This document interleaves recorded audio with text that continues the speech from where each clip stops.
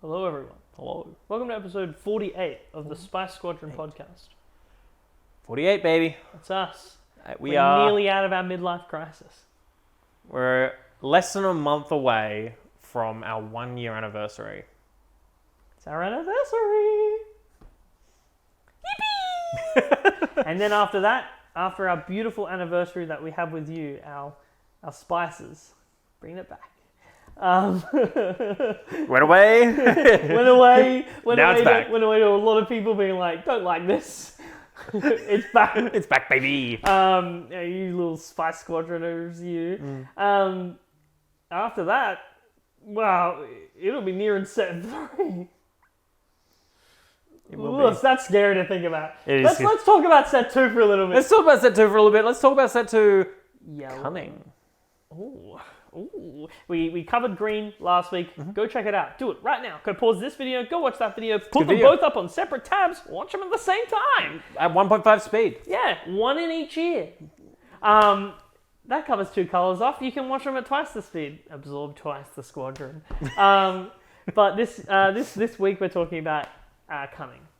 We are, and what an upgrade Cunning got this set. Yeah, there are a lot of upgrades in cunning. That's a good point.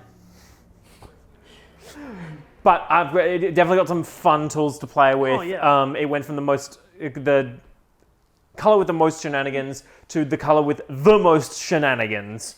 Yep. Yep. Sure did. It got a couple of really cool cards that we're going to get to a little bit later. A couple of really uncool cards in a cool way. But we're going to go through. Firstly, we're going to kind of structure it a little bit more than we did last time. We're going to go through the neutral cards. We're going to go through some hero cards, and then we're going to talk about the villain cards. Okay. Well, one of these is better than the other. Oh yeah. Well, I mean, it's good to know that Star Wars Unlimited is consistent. Villain's still the best in the game. Anyway, Yellow villain. Shall we take it away with All-Star notable card Cloud Rider? Oh, we shall. And it's good because it got a promo this set. Yeah, they were like, we know, guys. And the promo looks we good. got you. Promo looks good. Oh yeah, it does. Cloud Rider is just good. It is a 2-cost, deal 3 damage to a unit in unit form. Yeah. Essentially. It's also an Underworld. Very important. Yeah, it's huge for a couple of cards. Obviously, notably Cad Bane. It's ambushing in to kill something with 4 health. Weirdly enough, and relevant, if you're playing against Ray, it can kill Moisture Farmer. Very relevant. Because, if you played against Ray, you know that's actually a really good card in Ray. Because they play it turn 1, and then you go, pay 2, ambush it in, ping it for 1. Being able to kill something on turn 1 is such a rare thing to be able to do. It's huge in aggro. The only thing that's been able to do it in set 1 was mainly Vader, I would say, is the only thing that could, and that's in very rare cases, could kill something turn 1. That's if something had 1 health. Yeah. And the other thing that could do it was sneak attack. Yeah, which costs a whole lot. There are a few super fringe cases where you could do it, but usually you have to jump through a lot of hoops and not just pay 2. And this is great for mid-range and late-game control decks alike because, well, they want that. They want to be able to be like, nice one, aggro. I'm going to stop you right there. Yeah. Because it makes dealing with cards easier. When you stop a snowball from snowballing, it's just snow. So... And this card does that great. And even if your opponent plays a space unit, well, putting down a 3/1 threat is huge, especially because we have other cards in the set that synergize really well with the Underworld keyword. Like Proxima. Notably, we're going to talk about it in a minute, but McClunky, being able to play a Cloud Rider turn 1, swing for 3, pay 1, bounce it back to your hand, and then play it again to ambush it again later. Deal 3 to something, then ambush into something else. Huge. So. Yeah, I think Cloud Rider is absolutely absurdly good. And I think it's one of those cards where, again, it's just, we've said it before and we'll say it again, it's good without a lot of explanation because it's simple and effective. Yeah. And it's one of those cases where there's a lot of decks that come through as also into Tarkin, which we'll talk about a little bit later, and into Ray, and these decks that are I'm going to play this 1 cost and I'm going to buff it, being able to get in before that. Yeah. Ray plays a Quill. And you just take it out before it can get the one. Quill, Moisture Farmer, any of those small ground units that Ray's just going to buff up. Yeah, absolutely huge to be able to get those off the field. And I think I mean, I think we talked about it when this card first came out as just being a yellow staple across the board. And it has been. And it has been. I don't think I've built a yellow deck that doesn't just throw 3 in. Yeah. It's I run it in all of my Lando decks. And while it's not the perfect card, yeah, there is the 2/2 shielded. Why is it escaping my L3? Crafty Smuggler? Crafty Smuggler and L3 now? They get around it. It's a card that has so many uses and is so useful in so many situations. Really versatile. That's huge. I would struggle to find a point where I drew one and didn't love it. It's just removal. Like at the end of the day, in its simplest form, it is just removal. It's like a mini open fire on turn 1. It's great. He's gotten PTSD from me playing it with U-Wing reinforcements too many times. Go check out the gameplay. Go check out the gameplay. U-Wing reinforcing, just throwing some Cloud Riders in there. I've done that. One of the first decks I built was yellow-green Mando, and like it does the same thing. Mm-hmm. And it's even worse when you put an unrefusable offer onto something, and then you're like U-Wing, and then you're like, we Cloud Rider to kill this, and now it's mine. Oh god. Yeah, it's pretty gnarly. But no, it's Cloud Rider's awesome, and it's effective, and there's not a lot we can say about it because it's just that good. Moving on, we've got another interesting yellow card. It is McClunky. We talked a little bit about it just then, but I think we might as well cover it off because it leads nicely in. Yellow, straight up, just did not have any damage. It just did not have any cards that dealt direct damage. It was always bounce-based removal or hand discard. Well, we've gotten Cad Bane who can ping now, or tapping. We've got Cad Bane who can ping now, and we've got McClunky, which is huge. This card is game-changing. For one, with what it does, 90% of the yellow cards you want to play have an on-play effect that you want. So being able to be like, pay 1, bounce this card back, and then I get to play it again is ridiculously huge. Actually huge. Yeah, especially... I was going to say, especially with even doing it to stuff like with Greedo turn 1, you play a Greedo, they play something, you just go clunky. We talked about it last episode with every single name of every single card in this game has escaped my memory. Jabba's little boy. Oh, Salacious Crumb. How great that is to bounce back and ping 1 damage. Being able to bounce any Underworld and deal 3 damage is going to be amazing. As we were just saying, do it with Cloud Rider. We'll talk about it later, but do it with Bazing. Like, even doing it with a Crafty Smuggler. Absolutely. Swing the Smuggler, remove the shield, pay 1, bounce it, ping 3. Well, that's a dead Sundari Protector. Pay 2, it's back. Like, here's the Smuggler's back. Like, you can just do that to people, and they can't stop you. No, absolutely. It's absolutely huge and has so many really cool things that you can do because bouncing it does things like remove damage, right? Like if you have something that's damaged or shielded units, as you were saying before, like replaying it, getting the shield back. Any when played. Any when played at all, just amazing. And it's not limited to ground. Bounce space units. Bounce that 3-cost ship, that -3, -0. I think it's called Smuggler's Freighter. Bounce that. Play it again. -3, -0. Pay 1. Bounce it. Play it again. -3, -0. Kill this. Suddenly the Crate Dragon's only doing 1 damage. But yeah. And then you just, in the whole time, you McClunky. Also the name. Come on. How can you not love it? It's a literal meme. How actually can you not love it? I can't wait for Hello There next set. Oh, don't even get me started. If we don't get a Hello There card, we riot, people. We riot. To the streets, I say. Absolutely. There are so many... the prequels are so... We can't get on this because there are so many good memes in the prequels that I need to make cards of. This is where the fun begins. But, okay. Back on topic. Don't want to get too distracted. I came to rescue you. Good job. Good job. Best line from Attack of the Clones. Second best after all the Anakin Padme. Oh yeah, no, absolutely brilliant writing. Taught me what romance is. But back to telling me what real romance is, McClunky. And yellow itself doesn't just have good Underworld cards. Green's got great Underworld cards. Red's got great Underworld cards. Oh, yeah. Thanks, a set, for giving us Underworld cards. Whole set of them. It was like, hey, do you want Underworld cards? And we went, sure. And then it went, good, because you have them. And here's some removal to go ahead. But it's really good because, like, again, working with cards like Embo, Forlom, Zuckus. Embo We'll get swings to those in. later. He swings in, kills stuff, heals himself. Oh, I don't want my Embo to die. Boom, bounce him back to your hand, ping something, play it again. Pike Sentinels could be hit for 2, and you're like, I don't want them to die, so pay 1, kill this thing, bounce it back, play it again, turn 2. I've got a fully healed Sentinel. I've just killed one of your units. Yeah, everywhere. Back in If you're looking for it, the Underworld keyword is actually everywhere. It's also Yellow's best way currently,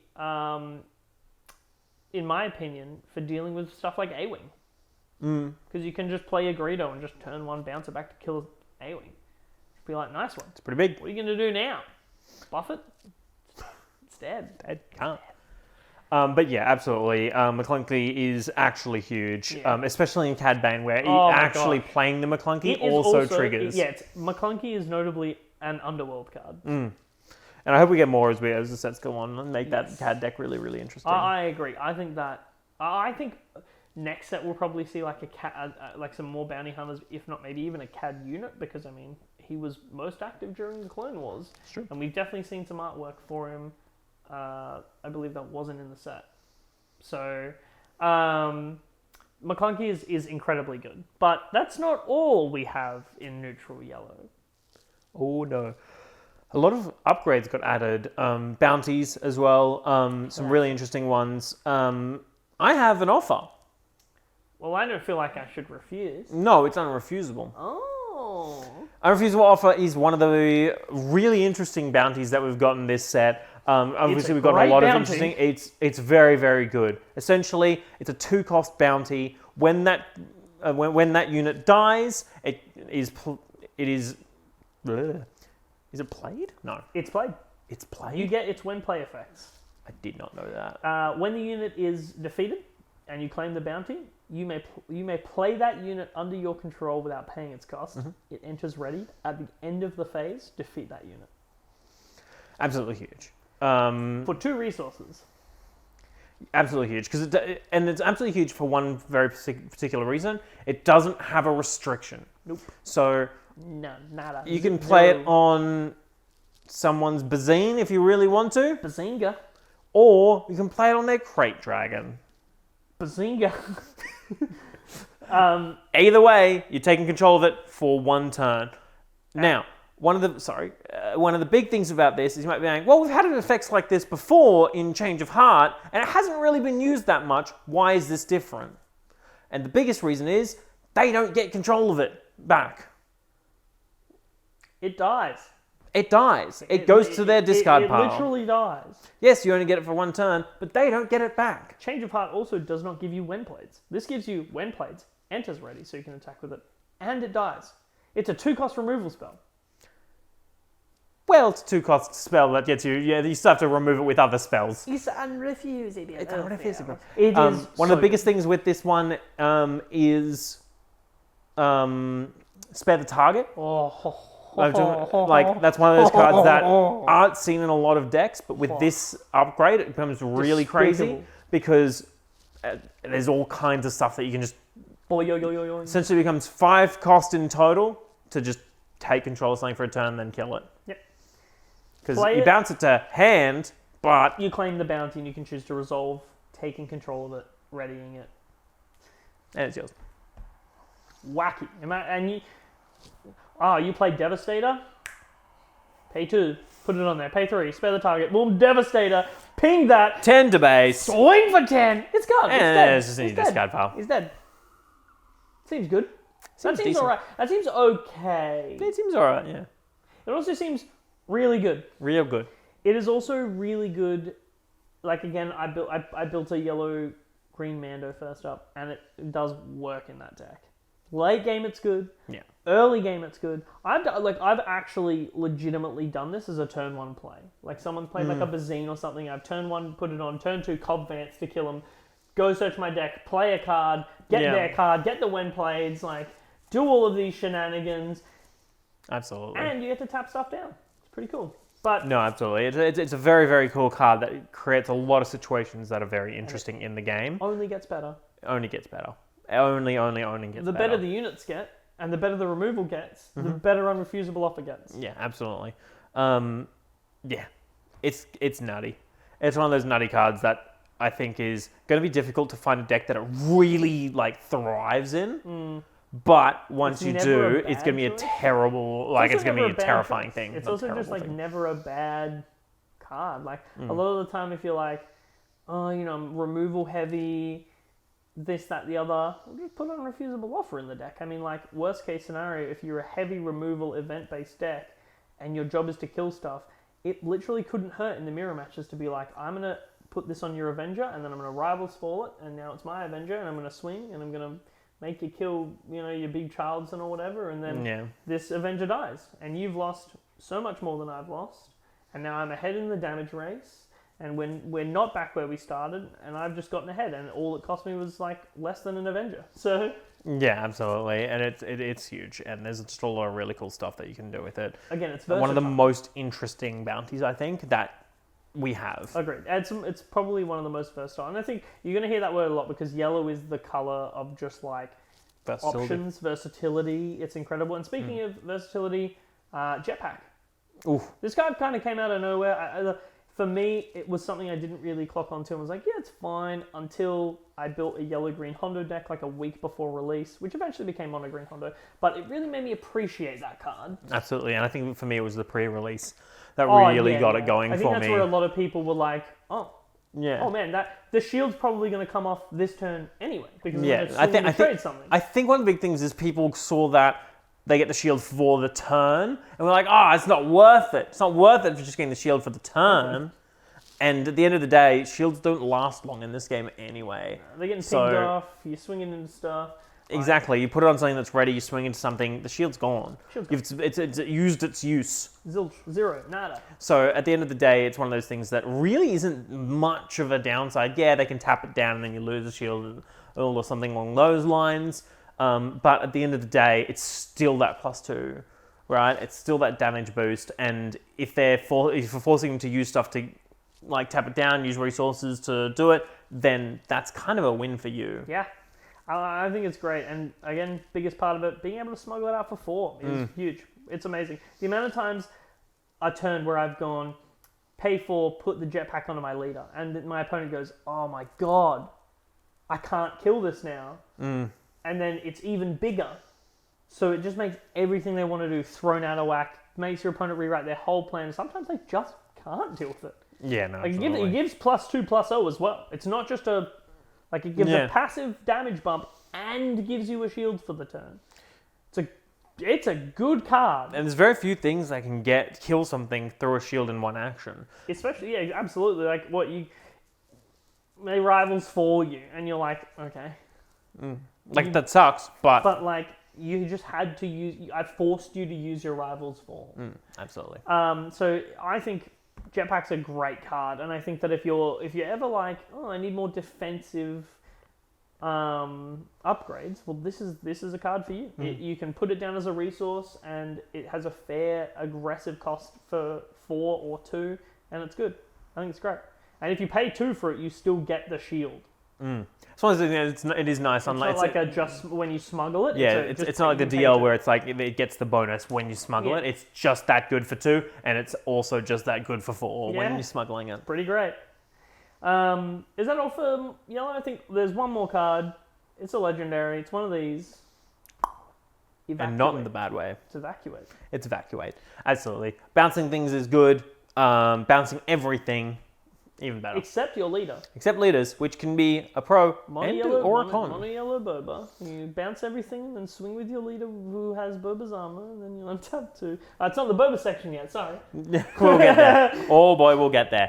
No, but Evacuate is fantastic. We knew it was fantastic when we saw it. We knew it was fantastic when people started putting it in item blue, yellow. And it's okay. Item blue, yellow isn't real. He doesn't know. I love this game. I love this game. Nothing ever bad happened in school. Nothing bad ever happened to the Kennedys. True. Whoopsie. If only he got evacuated. But yeah, Evacuate, incredible card. Such an amazing situation. We knew like Super Late of the Last, incredible. For 2 less, it's less. Get him out of here. Get him out of here. Get him out of here. 2 less, board wipe. they spend a turn to re-establish their board, pay 8, board wipe. Yeah, absolutely. And in fact, it is one of those cards that can just swing games completely in your favor. Oh, yeah. And absolutely take out the competition. It's just that good. Yeah. And it's one of those things where it's very simple. It's bounce everything back to their hands. Finally, but it's just... a card that pairs well with Smoke and Cinders. Bounce everything. I hate you. We I hate discard you so our much. hands down to 2. No, I hate you. I hate you so much. Woohoo! Oh, I hate it. I hate it so much. It's not even good is the worst part. You evacuate, and then they're like, oh no, flip my leader, and in the best case scenario, and then you go, hey, clean, and then you Smoke and Cinders straight away. Terrible, awful, awful. But speaking of, well, not terrible and awful. Speaking of terrible and awful, Yellow Hero!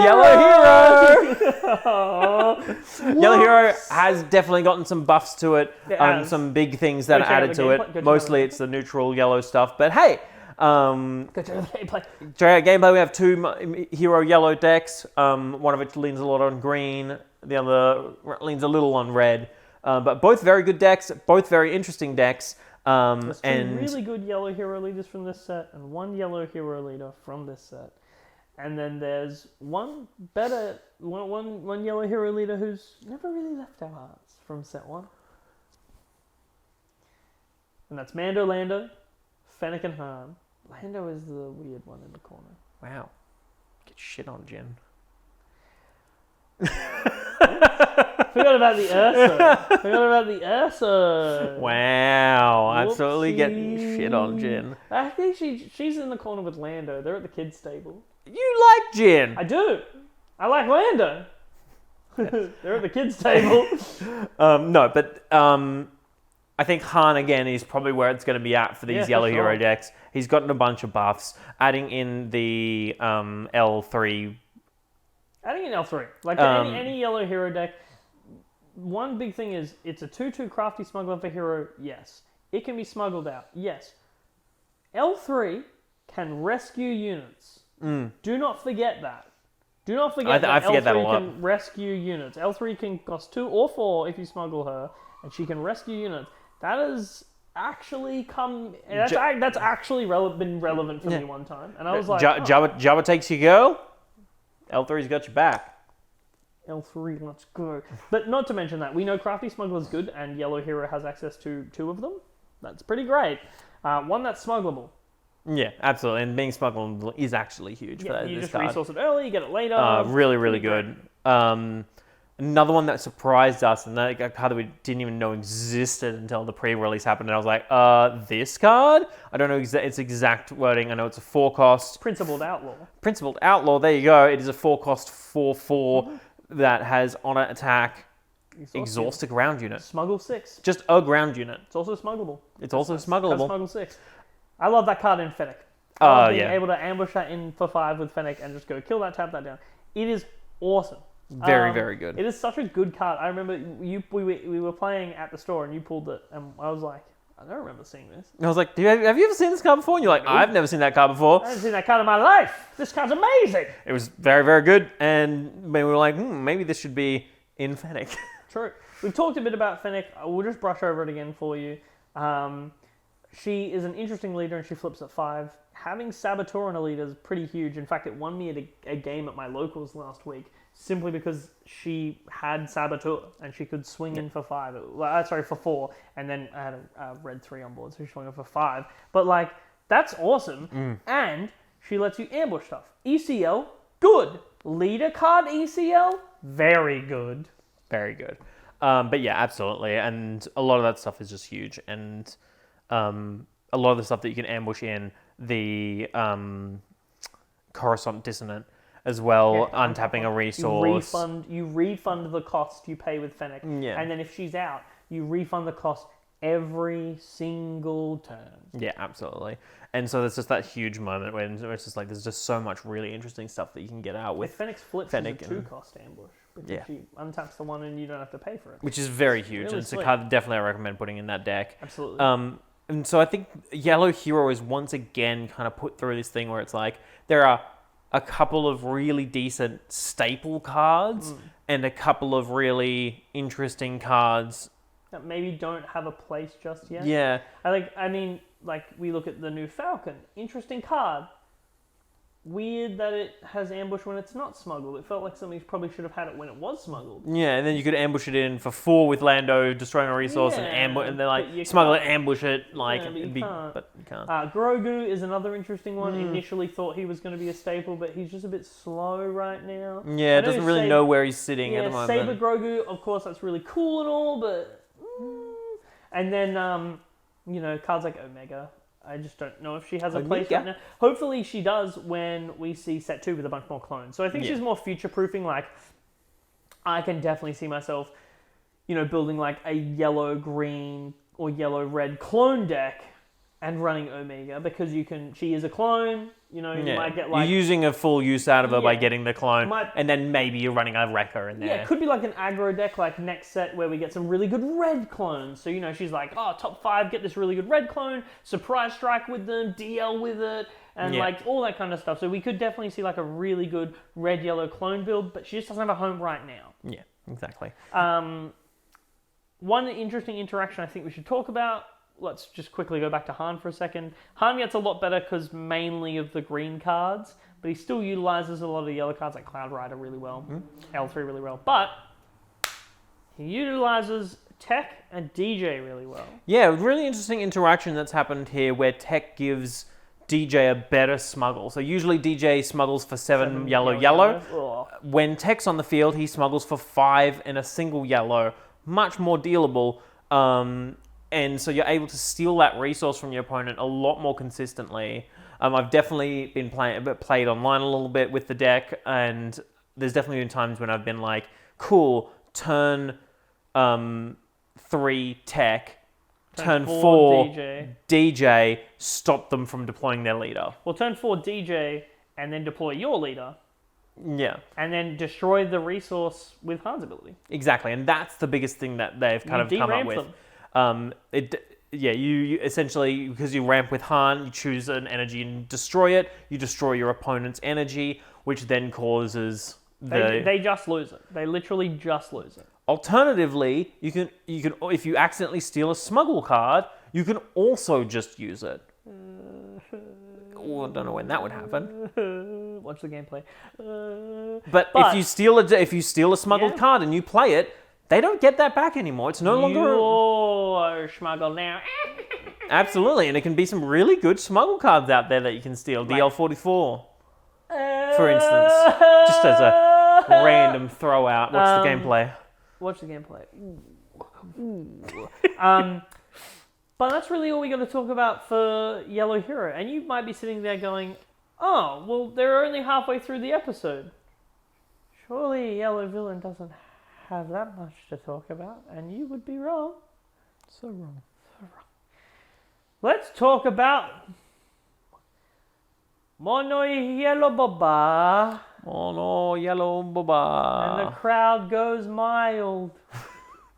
Mono Yellow Boba was an absolute staple towards the end of set 1 and has not let up steam coming into set 2. It has just gotten better and better and better with all of the additions, and by God, there are a lot of them. A lot of them, weirdly enough, actually neutral yellow that have just found a home in Boba. Finagled their way in. If only it wasn't called Boba's armor, I'd say it would be might not be a coincidence, but... Gross. Boba Fett's like that weird friend I have who sleeps on my couch and swears that next week he'll get a job, but he never seems to leave. Boba's armor is definitely a card that got released in set 2 of Su. And that's it. That's the end of that sentence. It certainly is. It is an upgrade that gives +2/+2 Y. And if it's attached to a Boba Fett, it reduces the damage from any source by 2. Why? This is fantastic, and if you need us to explain why, I'm sorry. Stupid. Stupid. This is a fantastic card. It's incredible. It's an incredible card that makes Boba a 7/9. Aggressively costed. Very. +2/+2 is amazing. Academy Training does the same thing as this card, But if you put it on your Boba leader, which you would, Why wouldn't you reduce damage by 2. A Crate Dragon ambushing cannot even kill Boba Fett. Hey, I'm playing Cad Bane. Can you just choose a unit to ping 2-2? I will pick Boba Fett and prevent that too.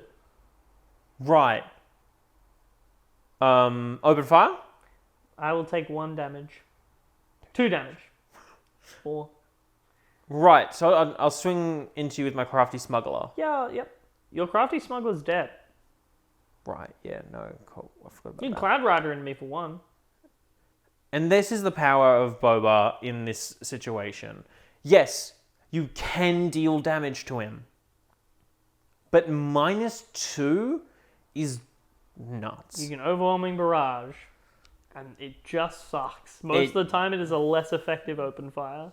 Yep, it's actually crazy how much damage Boba can soak, especially in decks that rely more on ping damage removal than like removal. Yeah, sure, you can Ravel's Fall Boba, but this card makes me want to sideboard. I have sideboarded Confiscate. I've sideboarded Confiscate to deal with this and Darksaber this. Absolutely. To be completely frank. And at the end of the day, when you're versing Boba, when you're coming into any tournament this set, you need to be aware of Boba's armor. You need to, when you're building a deck this set, when you're looking towards your locals this set, when you're looking towards your store championships this set, especially when you're looking forward towards your planetary qualifiers this set, you need a plan for Boba's armor. And that's one of the biggest things that puts cards like this on the top of our list of how impactful to the set it is,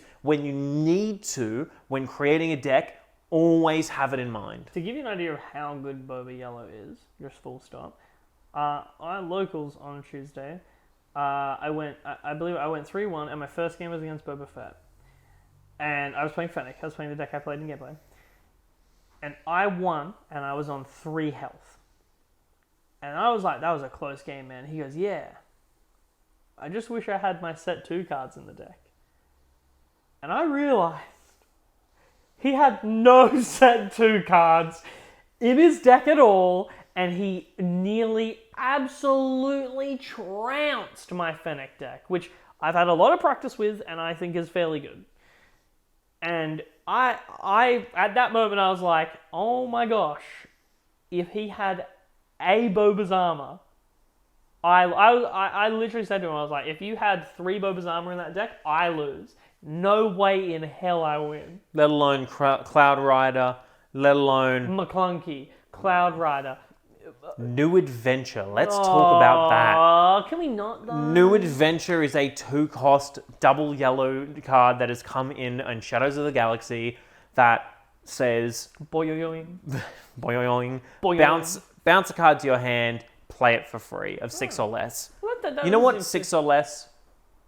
Well, I mean... Fett's Fire Spray. But Fett's it doesn't enter untapped again, right? Yep. Oh, okay, cool. So you play Fett's Fire Spray, you swing with Fett's Fire Spray. The next turn, you swing with Fett's Fire Spray, you bounce Fett's Fire Spray to your hand, play it again for 2, and you swing for 5, and that's 15 damage.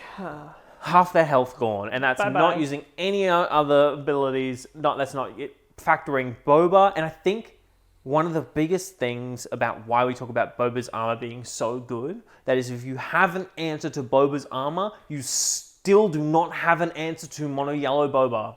Because every other part of Boba Yellow, Mono Yellow Boba, has just gotten better as well. But what if they played a Bodhi Rook against me and I've got an Overwhelming Barrage?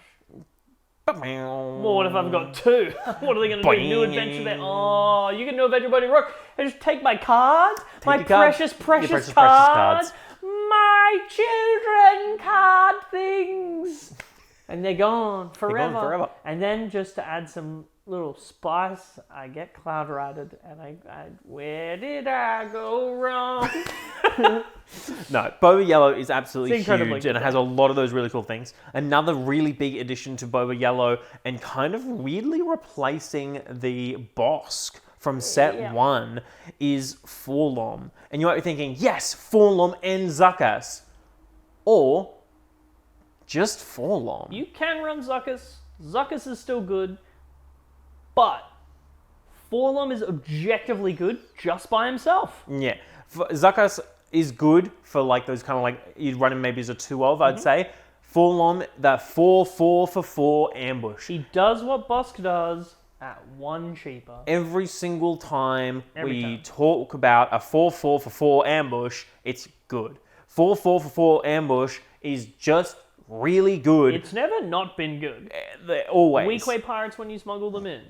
The, what's it called? The Modded cohort. modded cohort, the escort Skiff. Now welcome to the club, Forlom. Absolutely. With absolutely no restrictions. Not raid 2, not needing another card, just a 4 cost 4-4 with ambush that just gets better. And then, if you have Zuckuss, it also gets +1/+1 and ambush. So it's no restriction. Saboteur. There's no.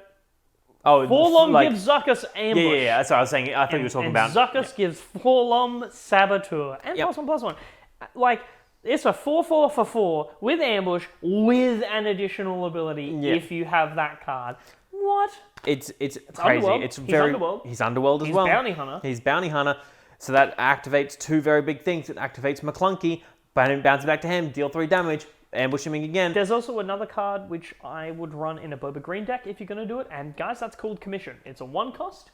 You look at the top 10 cards of your deck, and you can add a, I believe it's a item upgrade, which is Boba's armor.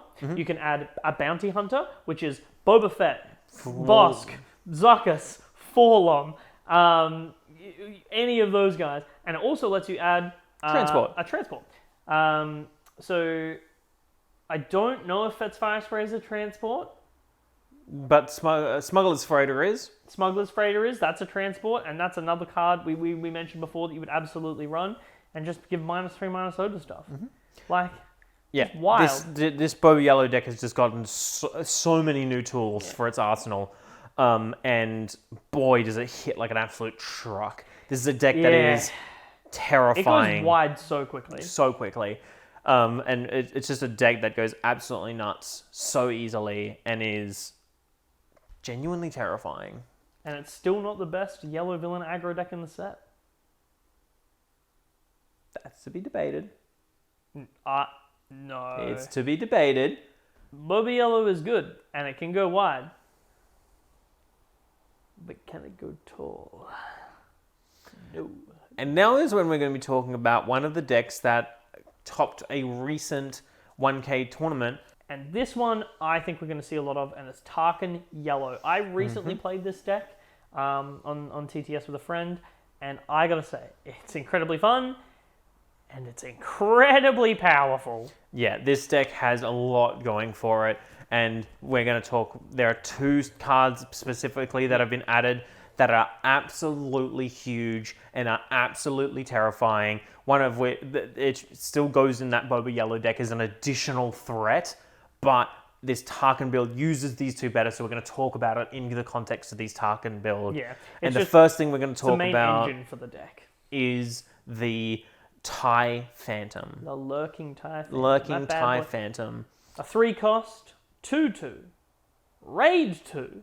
That says this unit cannot be captured, cannot be defeated, and cannot be dealt damage by your opponent's effect.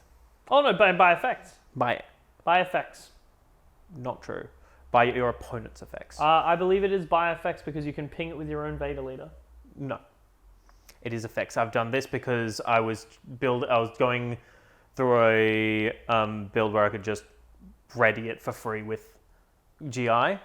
And I was like, oh my god, I can ready it for free with GI. Oh, that sucks. But That you makes can't. sense. It specifies opponents at card effects. That's fine. What if my opponent pings it with their Vader? Nothing. What if my opponent pings it with... What if I pick it with CAD? Nothing. What if I pick it with Power of the Dark Side? Nothing. This is a sink in so many different situations. You play TIE Phantom, Power of the Dark Side isn't a thing anymore. Useless card. Useless card. Actually useless. Cad's Bane's ability is a useless ability. And so many things become so hard to work around. You cannot take this down. You cannot vanquish this. You cannot Rivals Fall it.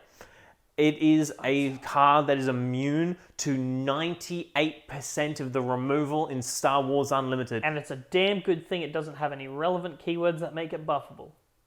Aside from Imperial. Aside from Imperial. So there are only 3 cards currently that can take this card out immediately. Like that. Immediately once it's dropped. 3 cards. That is, make an opening. Minusing essentially causes it to be killed by a game effect. It gets -/, has 0 health, and the game goes, you are dead. Mystic whatever, reflection. Well, no, same thing applies if you control a force unit. And Luke Skywalker. -3. Snoke as well. Snoke as well. Sorry, also minuses it. But Luke and Snoke are very late game. And Yes. Mystic Reflection is very fringe, but Make an Opening is very good. A lot of people ran Make an Opening anyway. But now this is your call. If you were ever deciding it or was ever on the fence, if you're a blue deck, please make room for this card. You will need it. If you don't have it, I'm just sorry, you're going to lose. It sounds really harsh, but I've played with this deck enough now to know that, hey, sorry, if you're not running this, you are going to lose to this. Yeah. And the only other way to get rid of it is to swing into it. So having a heavy space presence to be able to swing into it. This, however, becomes extremely hard when we talk about our next card. You can also, just quickly, you can also bounce the card, but the problem with that is it doesn't remove the problem. And let's talk about this next card because it's going to show you just how easy it is to build back up.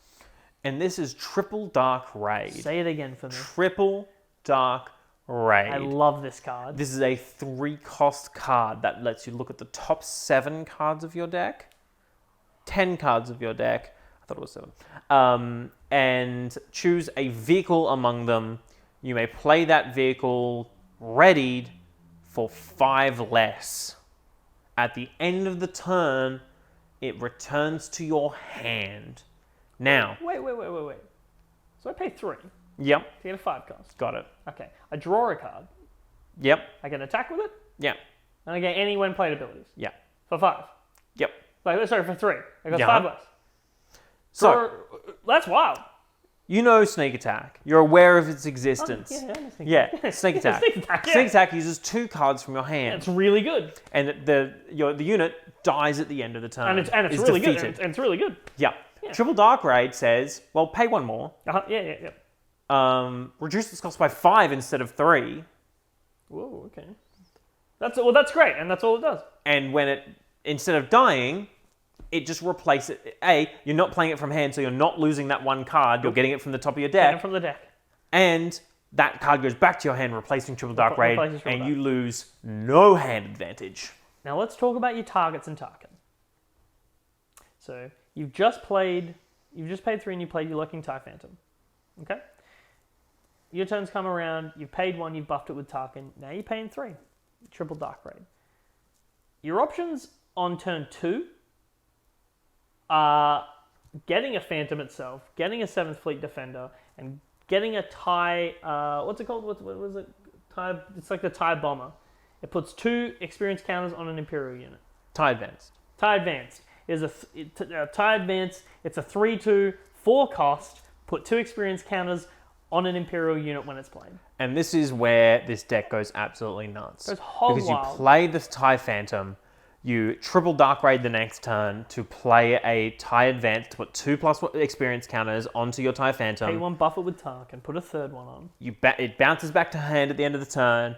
The next turn, you play it again, Put 2 more putting counters. 2 more counters. You tap 1, you buff it with Tarkin because you now have 5 resources. So 4 for the thing, 1 more for the token. Yep. You flip Tarkin, you swing, you buff it again. It is now swinging for 10.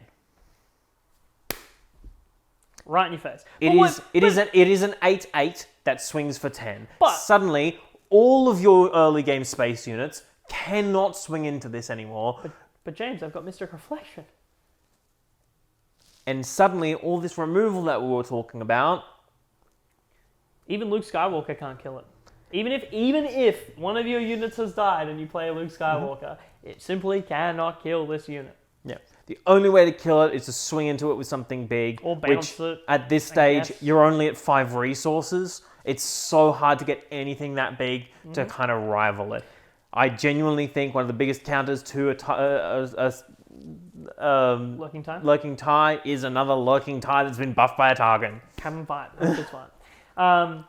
But it's actually bonkers in this deck. And then, if someone waylays it, well, you've just spent 3 resources on your turn 5 to bounce this back. It's probably already swung. And my field is my turn 1 play, Tarkin, and this unit. And you probably don't really have anything. Because this deck is notoriously good at trading up. Yep. And then I play my stuff again.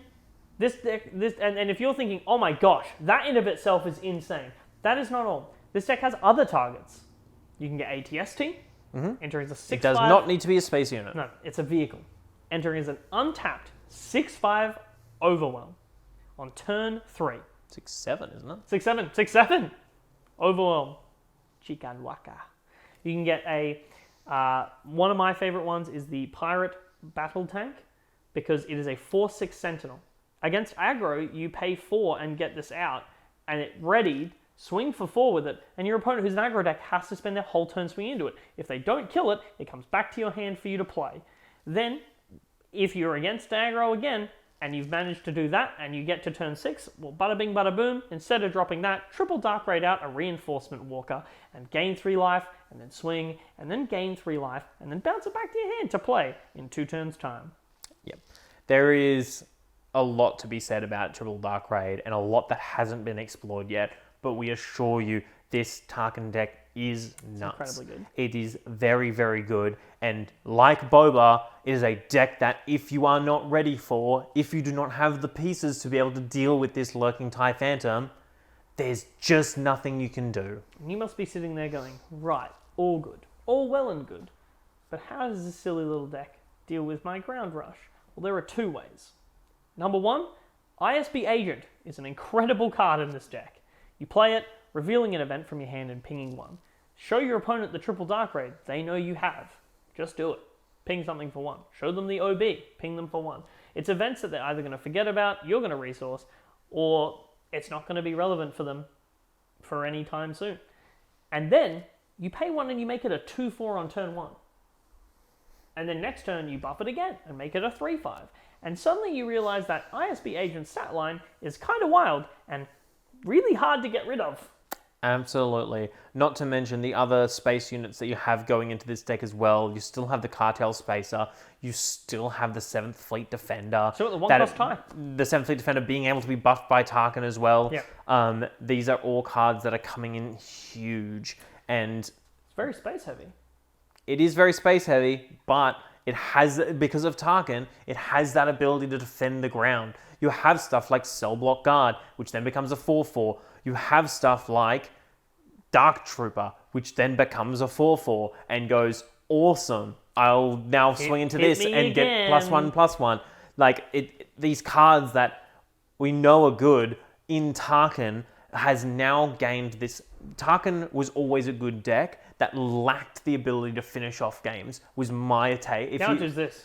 And now, with the Triple Dark Raid, with this TIE Phantom, it has found a way to be able to close games so consistently. Oh, consistent. So quick. And so quickly that it is probably one of the most dangerous decks in the game to underestimate. Boba Yellow you go against, you knew it was going to be a tough ride from set 1. You were like, I'm ready for this. Yellow Tarkin is a deck that is going to fly out of nowhere. Where did this deck come from? And absolutely smack you in the face. Speaking of flying down and smacking you in the face, the second card that deals great with ground, well, I've got so many space units, James. How am I going to deal with the ground units? If only my spaceships could attack ground units. They got to swoop down to do it. Swoop down is a 1-cost event that says attack, attack with a space unit. It gains Saboteur. That unit can attack units in the ground arena. If they do, the defending unit gets -2/-0, and the attacking unit gets +2/+0 until the end of the attack.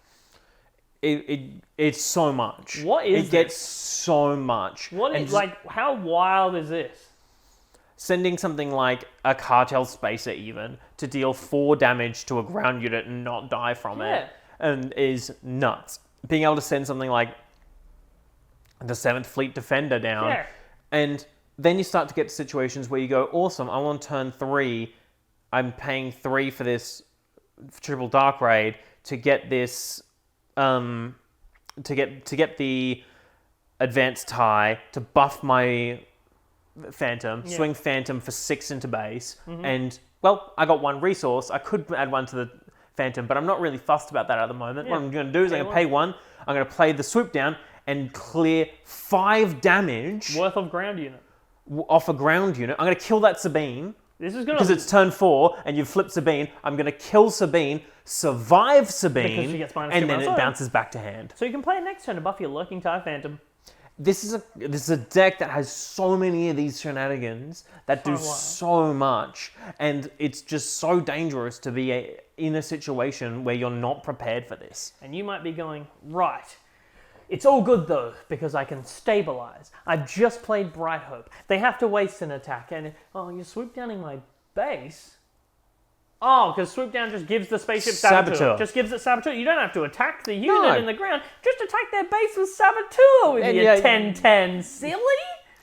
Yeah. This is a deck that goes absolutely hard, and I think this is a deck that is to be looked out for in the tournament I'm gonna scene. be playing it. And I really hope we see this deck come through in the tournament we're going to be talking about later on this week. I'm a huge fan. I really love this deck. I think it's incredibly good. I think it's incredibly fun.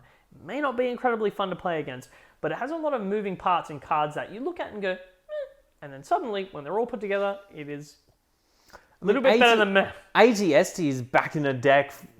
Yeah. When's the last time you put ATST in a deck? Since, like, I had my pre-built Vader deck from Gen Con. Yeah. But, like, it's actually insane just being able to be like, I flip Sabine, and then them going, ahaha, triple dark raid, ATST, bonk, 1 damage to your base, your leader is dead, bounce to my hand. And then just, your opponent just sits there like, what? And you've just drawn a card that you can play in 2 turns, or just resource it. Who cares? You've just killed a Sabine leader. Exactly. And obviously there are like counters that we've talked about how to get around it. Yes. It is like Tarkin is still one of the lower like statted leaders. It's not a leader that is super dangerous on his own. So there is more that can come from that. The problem is if he flips, he's a 2/7, so he's difficult to deal with on the turn he comes out.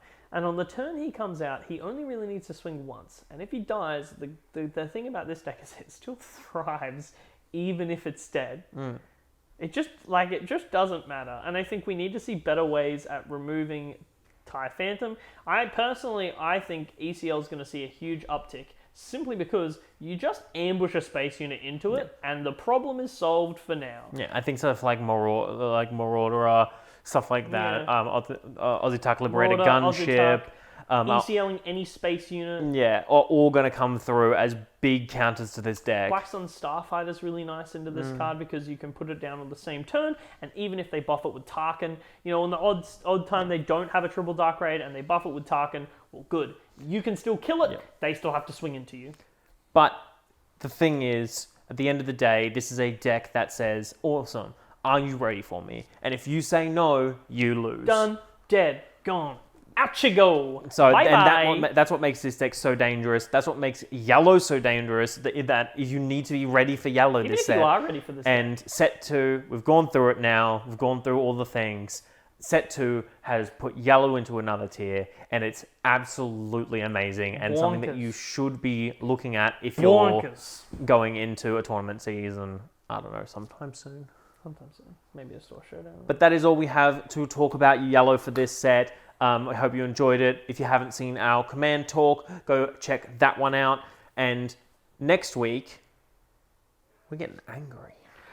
It's aggression time! Because it's aggression week next week, and we are going to be throwing the punches and shooting the blasters. And we'll see you next week. Bye. Bye.